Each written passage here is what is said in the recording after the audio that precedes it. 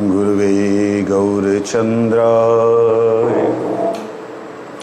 श्रीराधिकाय तदालये कृष्णाय कृष्णभक्ताय तद्भक्ताय नमो नमः।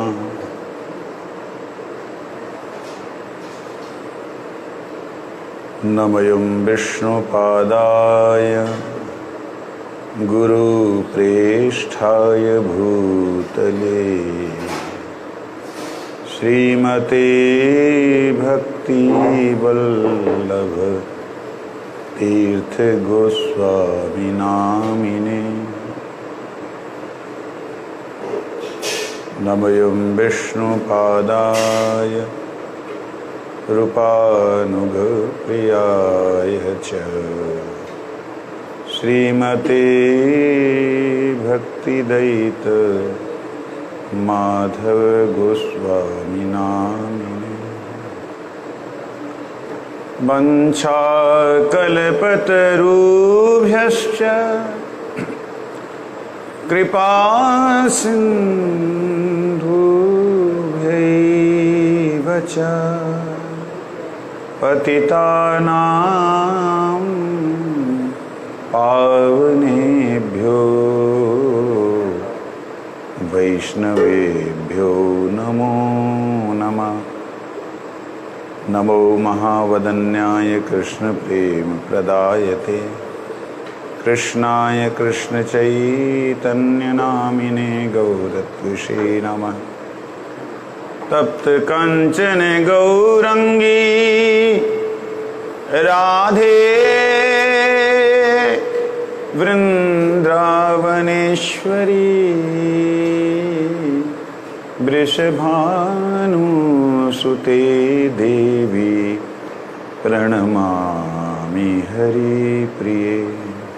हे कृष्ण करुणा सिन्धु दीनबन्धु जगत्पते गोपेश गोपिकान्त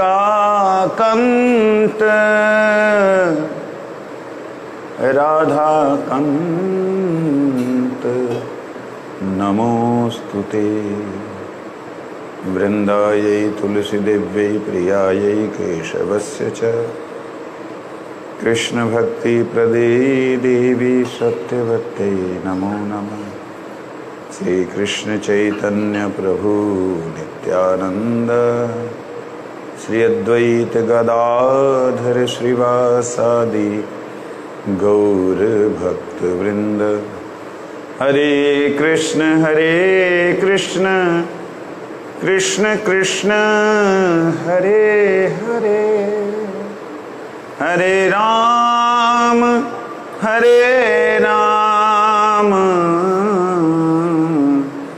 राम राम हरे हरे। भूमस्वखलितपादानां भूमिरेवावलम्बनं त्वय्यजातयपराधानां त्वमैव शरणं प्रभु त्वमैव शरणं प्रभु त्वमैव शरणं प्रभु।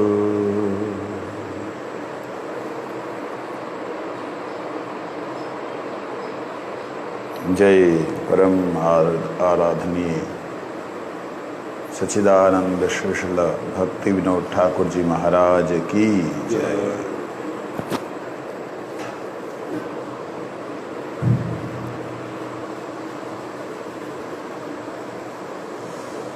हमने पुनः जैव धर्म को शुरू किया है। श्री जैव धर्म अपने आप में ही एक सभी शास्त्रों का सार है। कल हम श्रवण कर रहे थे ब्रीफिंग में संक्षेप में कि छठे अध्याय के अंदर क्या कहा गया, उसे नित्य धर्म तथा जाति और वर्ण आदि जो भेद हैं उनका इसके साथ में क्या संबंध है। जो नित्य धर्म के साथ जाति का या वर्ण का जो भेद है उसका क्या अंतर है? थोड़ा सामने बैठो।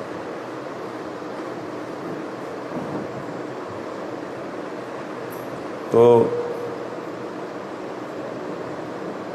कल श्रवण किया था हमने, जातियां या प्रजातियां, वर्ण ये बाद में हुए। वैसे भी आप देखिएगा, शुक्ल वर्ण भगवान का जो अवतार हुआ वो सतयुग में हुआ। रक्त वर्ण अवतार जो हुआ वो त्रेता में हुआ। कृष्ण वर्ण द्वापर में हुआ। कलयुग में पीत वर्ण कहते हैं, परंतु कल्कि का अवतार पीत वर्ण नहीं है, वो कृष्ण वर्ण ही है।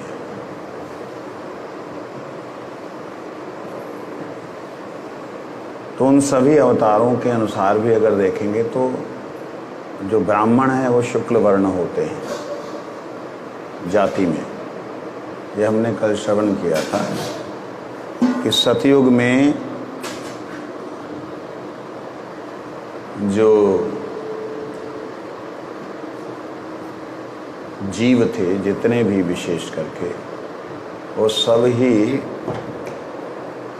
ब्राह्मण ही कहलाते थे, क्योंकि सबके पास ब्रह्म ज्ञान होता था। तो जिसके पास ब्रह्म ज्ञान है वो ब्राह्मण है, ऐसा माना जाता था।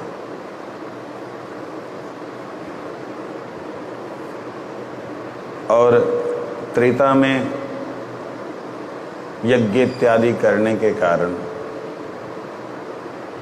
जहाँ पर केवल अपने ब्रह्म का चिंतन करते हुए, अपने आप का चिंतन करते हुए उस परब्रह्म परमात्मा की शरणागत का भाव खत्म होने लगा, कम होने लगा, तो ध्यान लगना बंद हो गया। बड़ा कम लगता था, तो वस्तुओं में ध्यान आया। वस्तुओं में ध्यान आया तो उन्होंने वस्तुओं को अर्पण करने की बात कही। अब जब वस्तुओं को अर्पण करने की बात हुई, हरि बोल, वस्तुओं को अर्पण करने की बात हुई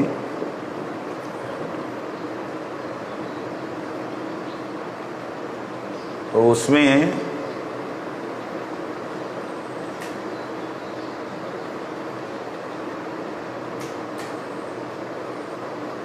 चेयर ले लीजिए, चेयर, कुर्सी ले लो।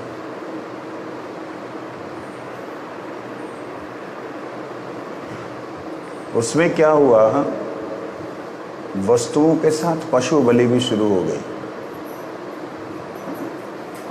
और वो पशु बलि त्रेता युग से ही शुरू है।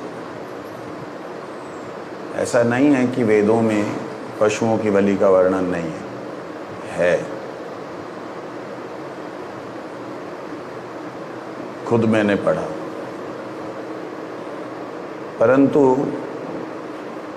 वो पशु बलि जो है जब व्यभिचार में चली गई, तब देखा कि यज्ञ भी जो है अशुद्ध होने लग गए।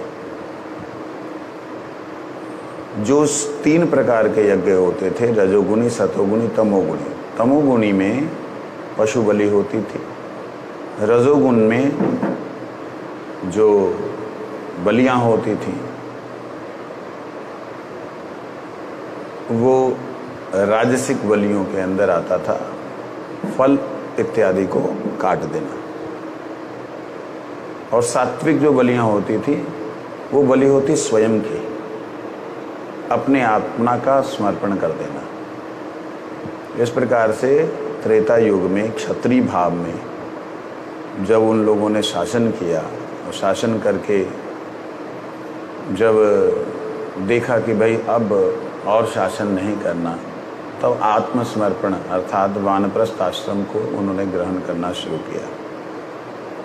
तो त्रेता में क्षत्रियों का विशेष प्रभाव दिखा, सतयुग में ब्राह्मणों का विशेष प्रभाव दिखा, द्वापर में वैश्यों का, यादवों का व्यापार करना, लेना देना, उनका ही विशेष बाहुल्य दिखा।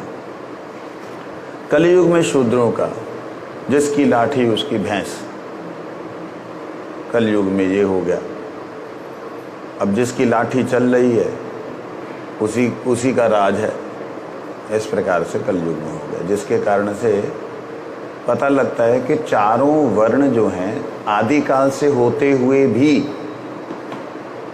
शुरू से हैं, परंतु होते हुए प्रोमिनेंट जो हैं वो अलग अलग युगों में दिखाई दिए।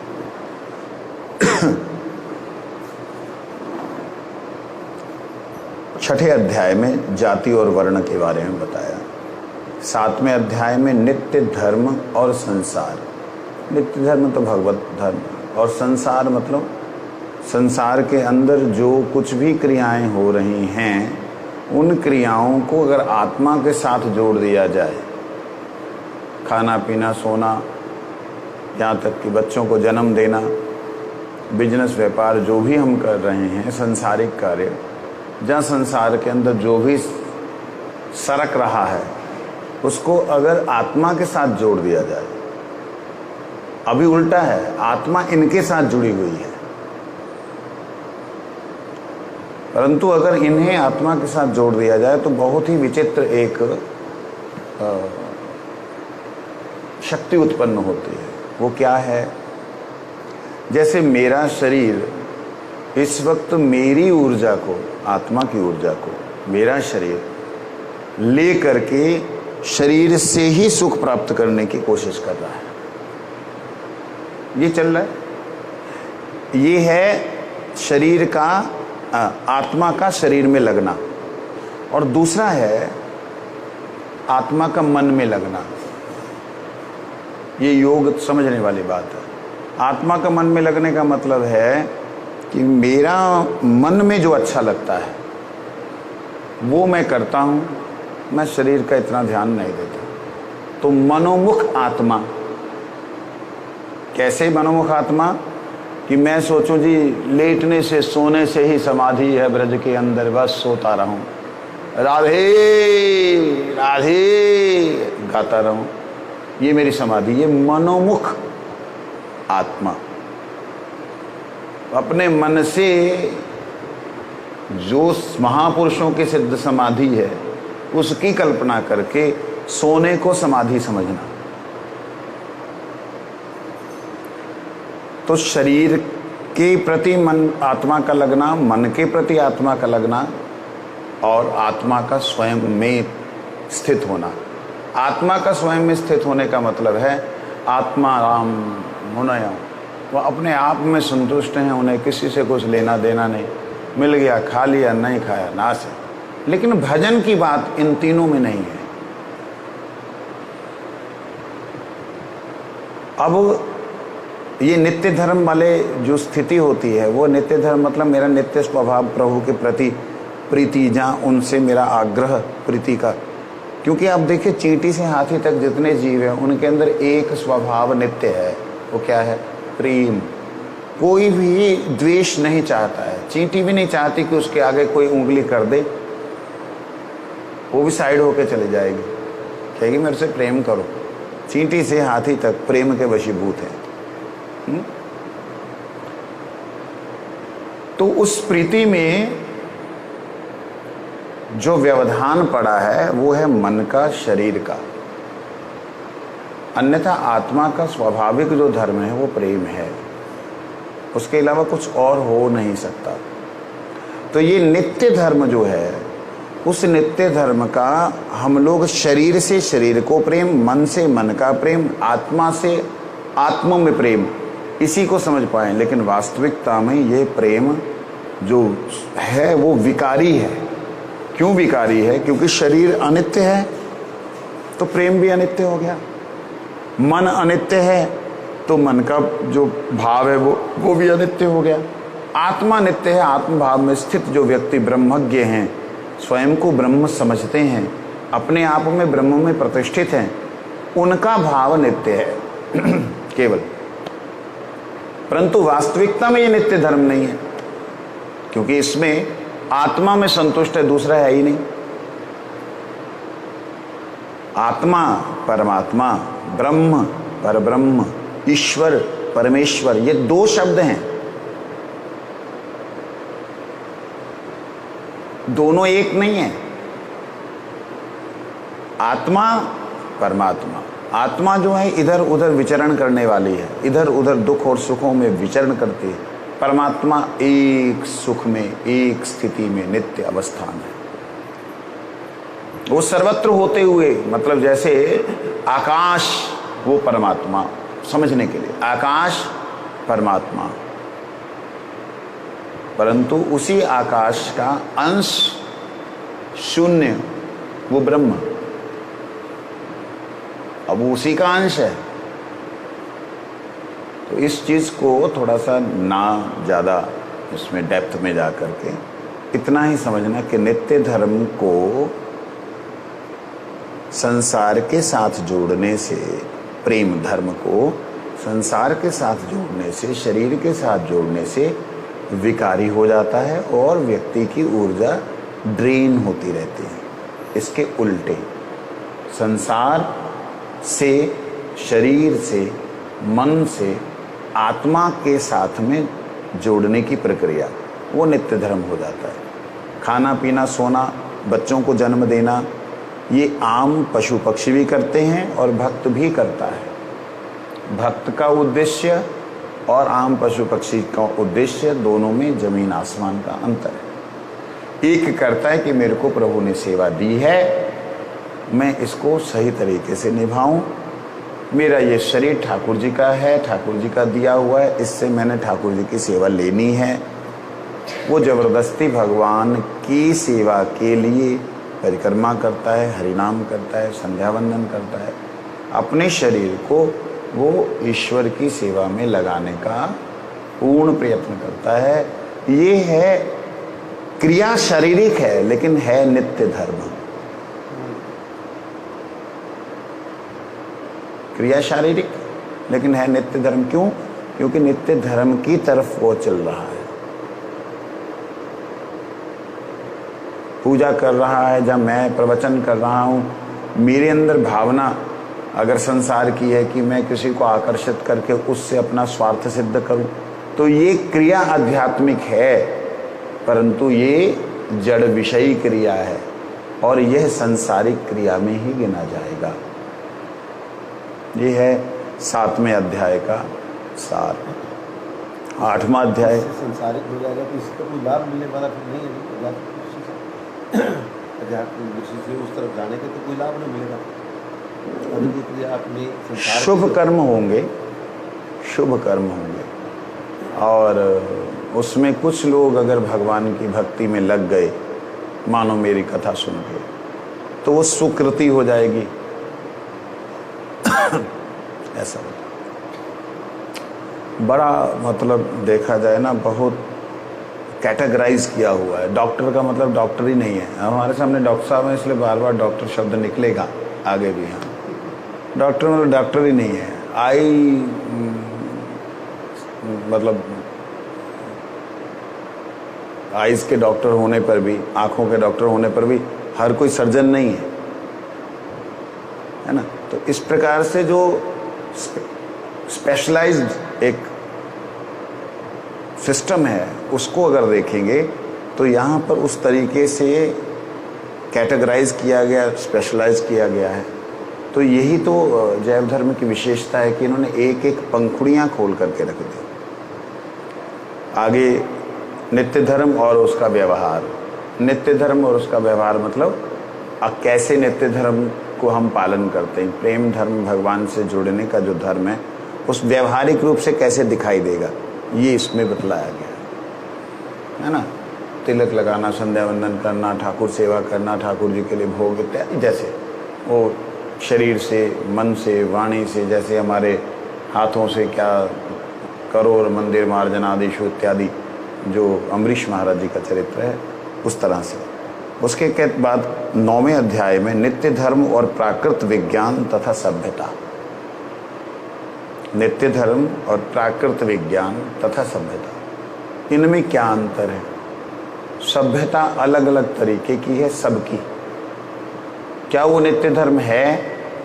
अगर उसमें कुछ अंश परमात्मा की तरफ चल रहा है तो वह सभ्यता को नित्य धर्म नहीं कहेंगे, मगर वो उस तरफ जाने वाला है, इसलिए उसको थोड़ा सा स्वीकार किया गया।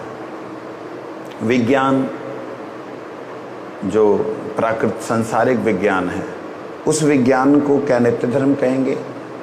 कहते उस विज्ञान की सेवा, उस विज्ञान को अनुकूल में लेकर के अगर आप नित्य धर्म की तरफ जा रहे हैं, मतलब भगवान की तरफ जा रहे हैं, तो वह सब विज्ञान, वह सब वस्तुएं मतलब बिल्कुल इन्होंने छांट कर दिया कि नहीं, ये नहीं है, ये नहीं है, ये नहीं है। एक बार गुरु महाराज जी ने इसको थोड़ा सा 2 लाइनों में समझाया था। गुरु कहते हैं संसार का जितना भी धर्म है वो सारे का सारा सनातन धर्म कहा जाता है। क्यों? क्योंकि वह नित्य धर्म की तरफ इशारा कर रहा है। 2 लाइन में गुरुजी ने बोला। व्याख्या में गुरुजी ने थोड़ा अलग तरीके से समझाया था, तो मेरे को पूरी तरह याद नहीं, लेकिन उसमें मेरे को जहाँ तक याद है, गुरु कहते हैं जैसे ब्राह्मण, क्षत्रिय, वैश्य, शूद्र, ब्रह्मचारी, गृहस्थी, वानप्रस्थी, सन्यासी, ये किसी भी दृष्टि से देखा जाए नित्य धर्म नहीं है, क्योंकि ये शरीर से संबंधित हैं, तो शारीरिक धर्म। परंतु यही धर्म को सनातन धर्म क्यों कहा? सनातन धर्म के अंदर ही तो वर्णाश्रम धर्म आता है, उसको सनातन धर्म क्यों कहा? कहते इसलिए सनातन धर्म कहा क्योंकि सनातन की तरफ ये प्रेरित कर रहा है। ये क्रम उन्नति है, एक के बाद एक, एक के बाद एक, एक के बाद उसकी तरफ प्रेरित कर रहा है, इसलिए सनातन धर्म। मतलब समझने के लिए कि अगर दिल्ली जाने वाला रास्ता है तो वो रास्ते को, हालांकि दिल्ली नहीं पहुंचे, दिल्ली जयपुर रोड को कोई दिल्ली वाली रोड बोल देता है, दिल्ली रोड बोल देता है। अरे दिल्ली की रोड नहीं है वो, दिल्ली वाली रोड नहीं है।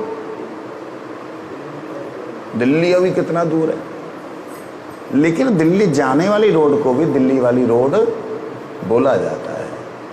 वो बोलने के लिए वास्तविकता में इस संसार में जितने भी धर्म हैं, वो धर्म अगर भगवान की तरफ ले जाने वाले हैं तो उन्हें सनातन धर्म कहा जा सकता है, इसमें दोष नहीं है। इस तरीके से नित्य धर्म और उसका इतिहास क्या रहा है 10वें अध्याय में। 11वें अध्याय में नित्य धर्म और पुतली पूजा, पौतलिकता, उसके बारे में बतलाया।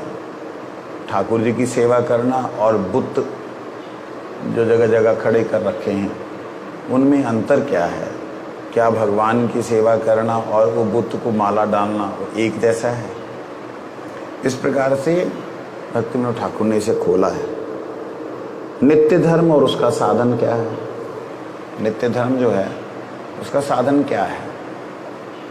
फिर आगे 13वें अध्याय में प्रमाण विचार और प्रमेय प्रारंभ।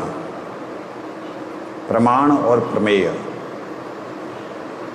जो हमारा प्राप्य है, हमारा लक्ष्य जो है वो कहाँ से शुरू होता है?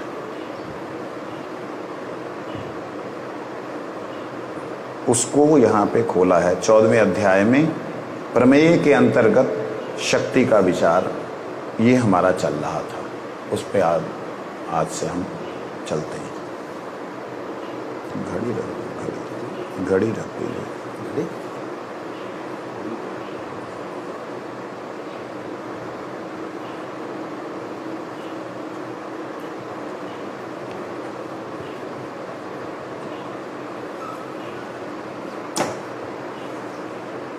सच्चिदानंद श्री भक्ति विनोद ठाकुर जी महाराज की जय। 14वां अध्याय प्रमेय के अंतर्गत शक्ति विचार।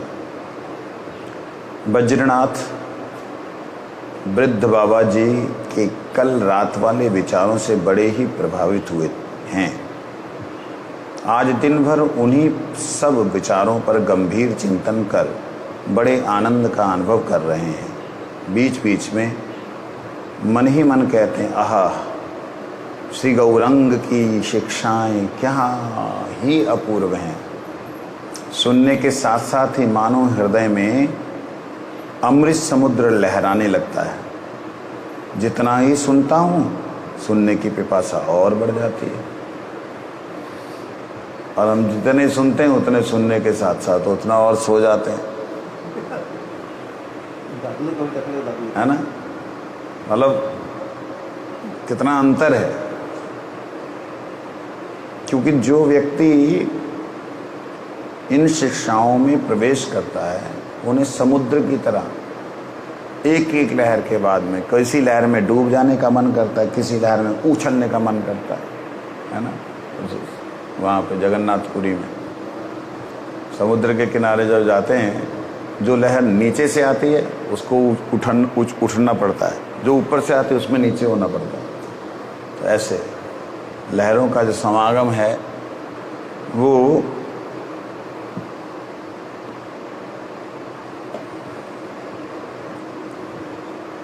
तो कहते हैं और पिपासा बढ़ने लगती है। बाबा जी महाराज के मुख से मानो तत्व का अमृत बरसता है। बाबा जी महाराज के मुख से मानो तत्व का अमृत बरसता है, जिसे सुनकर मन तृप्त हो जाता है। अच्छा, ये तत्व बातें, तत्व की बात, तत्व मतलब क्या होता है? वस्तु। तत्व मतलब जो तत्व वो वह वास्तव में है। तत्व तत्व वास्तव में वो जैसा है वैसा, उसे तत्व कहते हैं। किसी भी वस्तु का वास्तव सिद्धांत ही तत्व है। तत् शब्द का अर्थ होता क्या? वो, वह, वास्तव, वो जैसा है वैसा, उसे तत्व कहते हैं। कहते हैं बाबा जी महाराज जी के मुख से मानो तत्व का अमृत बरसता है, जिसे सुनकर मन तृप्त हो जाता है। देखिए, मन के साथ में तत्व का संबंध है, ध्यान दीजिएगा, नई बात। तत्व का संबंध है, बुद्धि के साथ तत्व का संबंध है। क्यों? हमारी बुद्धि ही ज्यादा, मन ही ज्यादा उत्पात करते हैं। मन और बुद्धि एक ऐसे तत्व हैं जिनको जब तक कोई विचार करने वाली बात ना मिले, जब तक ये रमते नहीं है। नहीं तो ये हमारे शरीर को स्थिर कर देंगे, सुला देंगे, है ना। क्योंकि जो 10 किलोमीटर घूम के आएगा उसको नींद तो आएगी, जो एक्सरसाइज करके आएगा उसको नींद तो आएगी। लेकिन अगर सिद्धांतिक रूप से कुछ रस मिलने लगता है ना, तो फिर जग जाती है हाँ बात से। तो कहते हैं सुनकर मन तृप्त, इतना मिल रहा है कि मन को इतना आनंद आ रहा है कि बस और मिलता जाए, और मिल जाए, तृप्ति नहीं हो रही है। सिद्धांत क्या होते हैं, किन्हें कहते हैं? कहते नपे तुले हुए होते हैं। सिद्धांत वही हैं जो नपे और तुले हुए हो। नपे और तुले हुए का मतलब है बिल्कुल परफेक्ट, जो शब्द बोल दिया उसको हिला ना सके कोई। भक्ति सिद्धांत सरस्वती ठाकुर जी की जो भाषा थी ना, गुरु महाराज जी उस भाषा के बारे में बोलते हैं, कहते उनकी भाषा गार्डन लैंग्वेज, मतलब वो लैंग्वेज प्रभुपाद जी की ऐसी थी, उन्होंने जो बोल दिया ना, आप इस शब्द को उठा के यहाँ लगा के यहाँ अर्थ नहीं कर सकते। भगवत गीता के शब्दों को इधर से उधर, उपनिषदों के शब्दों को इधर उधर किया गया है, लेकिन प्रभुपाद भक्ति सिद्धांत सरस्वती ठाकुर जी के शब्दों को इधर से उधर नहीं कर सकते, क्योंकि उन्होंने शब्द ऐसे प्रयोग कर दिए कि जिनका अर्थ का अनर्थ नहीं कोई कर सकता। कहते उनका कोई भी अंश असंगत नहीं होता। बाबा जी महाराज के बारे में सोच रहा है, उनका कोई भी जो सिद्धांत है, कोई भी अंश जो है वो ऐसा नहीं लगता, लॉजिकली फिट नहीं लग रहा है, ऐसा नहीं लगता हर सिद्धांत जो है लॉजिकली फिट बैठता है। लगता है उन सिद्धांतों के पीछे पीछे समस्त शास्त्र दौड़ते हुए आ रहे हैं। हेलो, अगर उन्होंने कोई शब्द कहे हैं, क्योंकि ये तो बहुत बड़े पंडित हैं बद्रीनाथ जी, बहुत बड़े पंडित हैं, तर्क रत्न हैं, मतलब उस वक्त के मीमांसक थे। बस डॉक्टरेट की रहती ना तो पढ़ाने वाले थे, ये डॉक्टरेट पढ़ाने वाले थे। कहते हैं कि उनके प्रत्येक सिद्धांत के पीछे मानो शास्त्र तोड़ करके आ रहे हैं कि हमें भी ले लो, ये श्लोक बोल लो, क्योंकि श्लोक तो इनके दिमाग में है, वो तो सरलता से बोलते जा रहे हैं। ये बात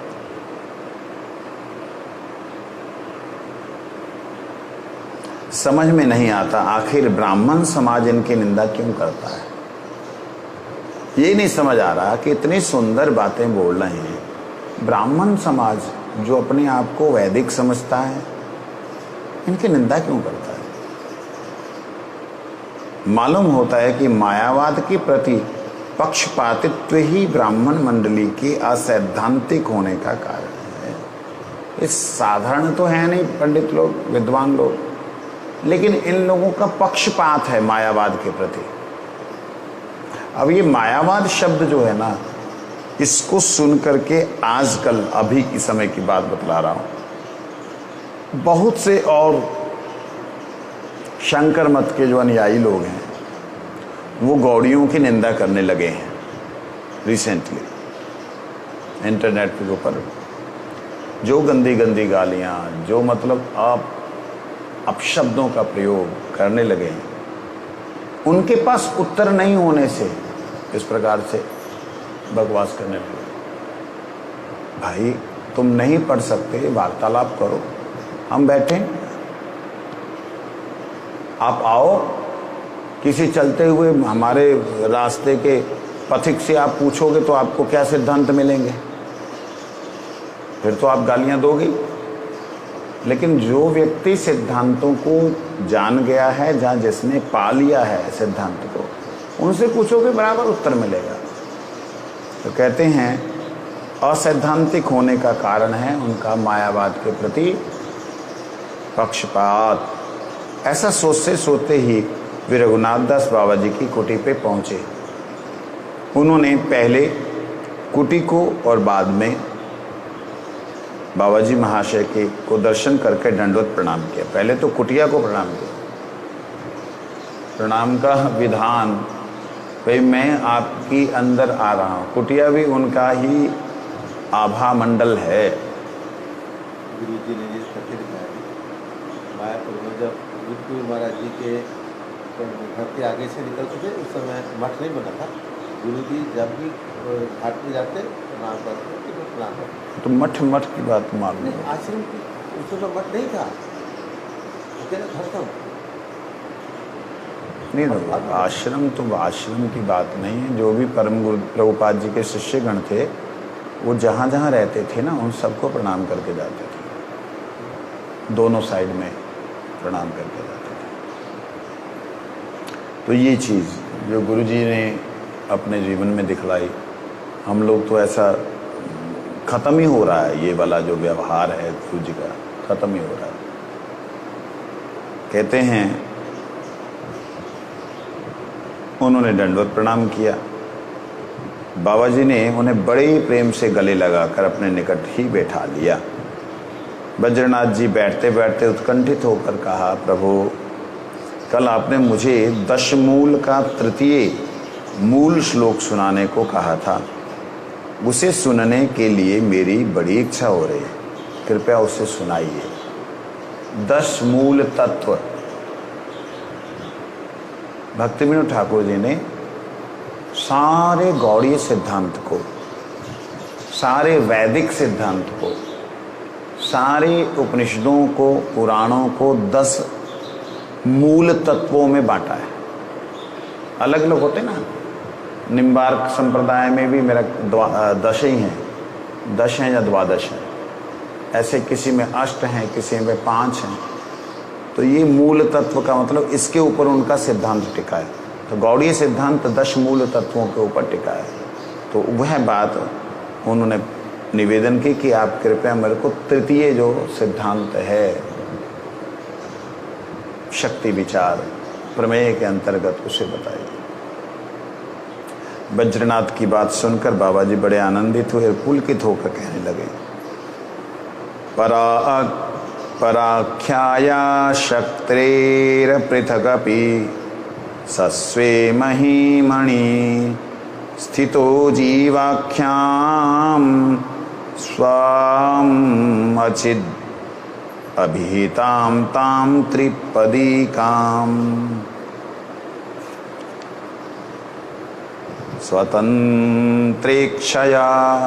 स्वतंत्रेक्षः शक्तिं सकल विषय प्रेरणा परो विकारद्यशून्यः परम पुरुषो अयम विजयते। दशमूल का तृतीय श्लोक कहते हैं, उन परब्रह्म परमात्मा की कोई भी क्रिया प्राकृत नहीं होती। परब्रह्म परमात्मा दोनों में पर शब्द का प्रयोग हुआ है। ब्रह्म आत्मा नहीं कहा है, परब्रह्म और परमात्मा। देखिए, ब्रह्म की क्रिया आत्मा की क्रिया में गड़बड़ी हो सकती है, क्योंकि आत्मा बद्ध होती है, मुक्त होती है, मोहित होती है, विमोहग्रस्त हो जाती है। ब्रह्म भी, ध्यान देने वाली बात है, ब्रह्म भी माया को स्वीकार करते हुए जीव बनता है। हम सब ब्रह्म ही तो हैं जो जीव बने हुए हैं। समझ लगी नहीं लगी?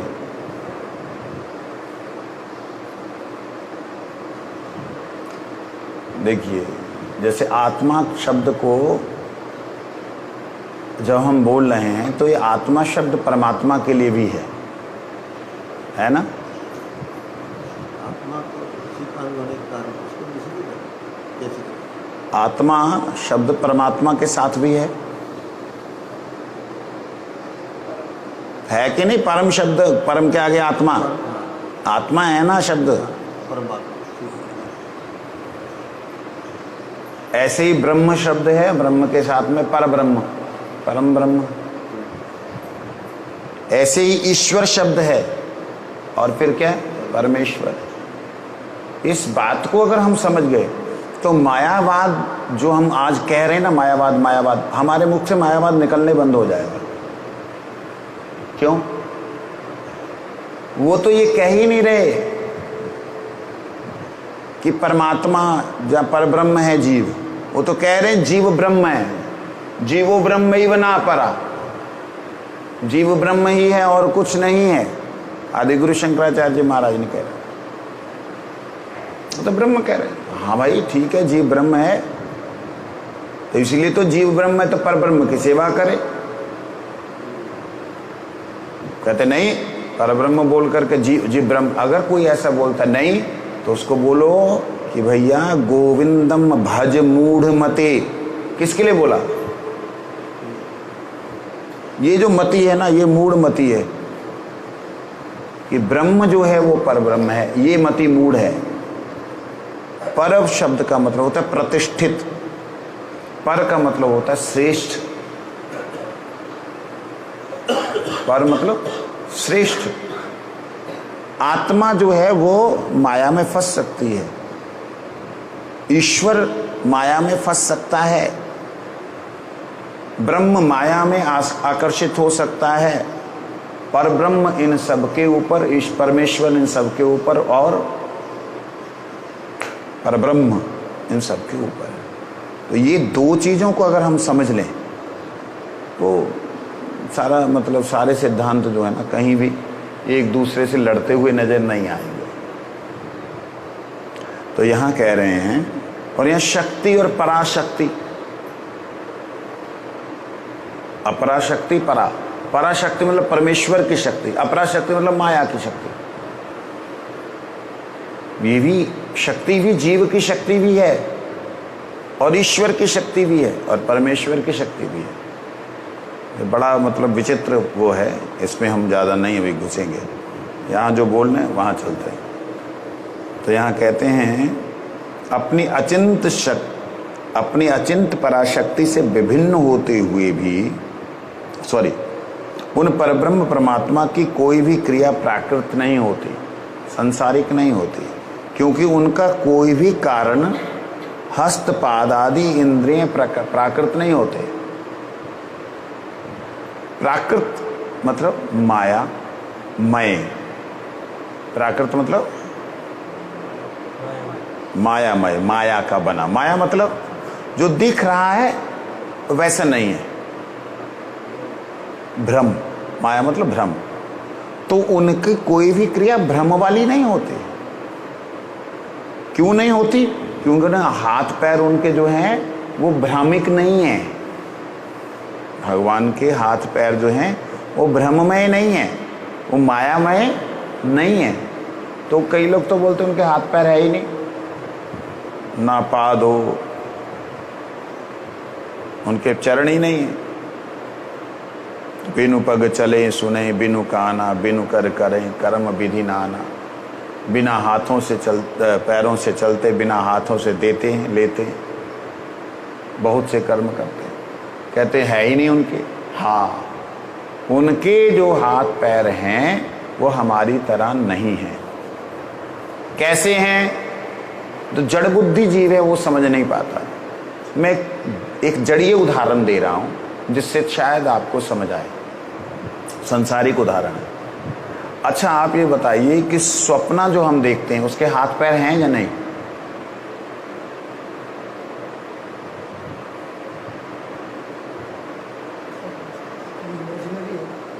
इमेजिनरी है, हो ही नहीं सकता। ध्यान देने वाली बात है। अगर हाथ पैर ना हो तो हमारे शरीर के अंदर विकार क्यों आ रहे हैं?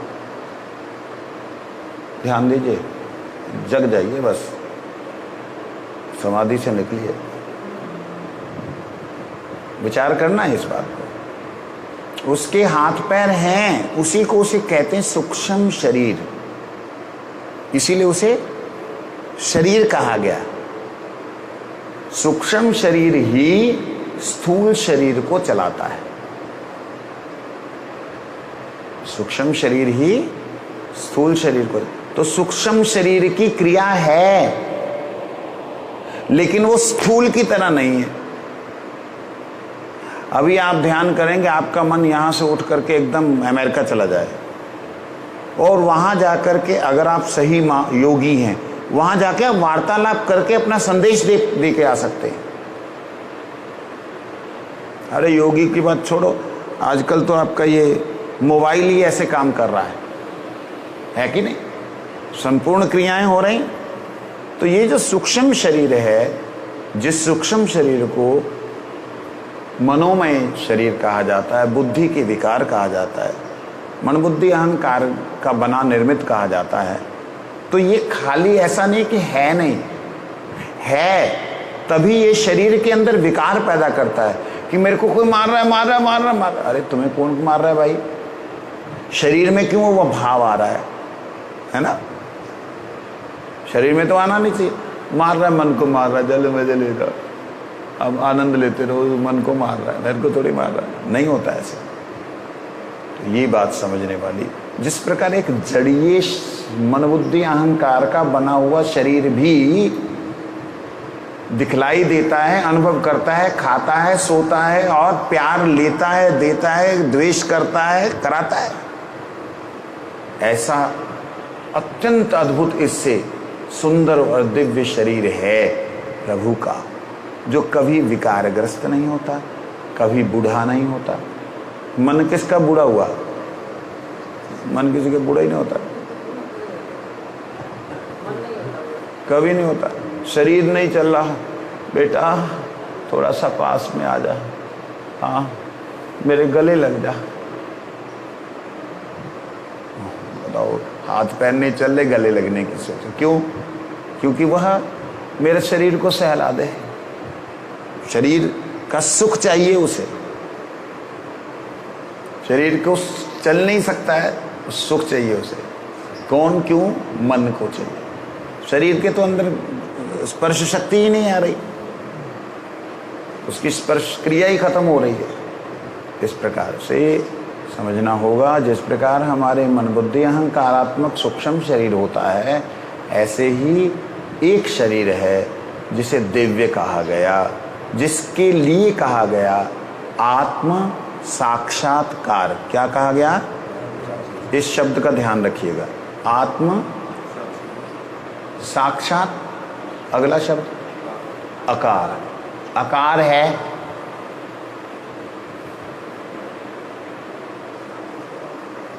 अकार है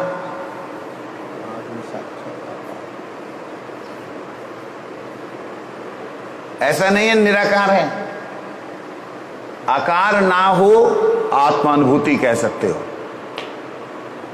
आत्मानुभूति। लेकिन आत्म साक्षात्कार मतलब अपने आत्मा का, अपने आप का स्वयं आकार दर्शन करना, आत्मा के स्वरूप का दर्शन, आत्मा के स्वयं रूप का दर्शन करना,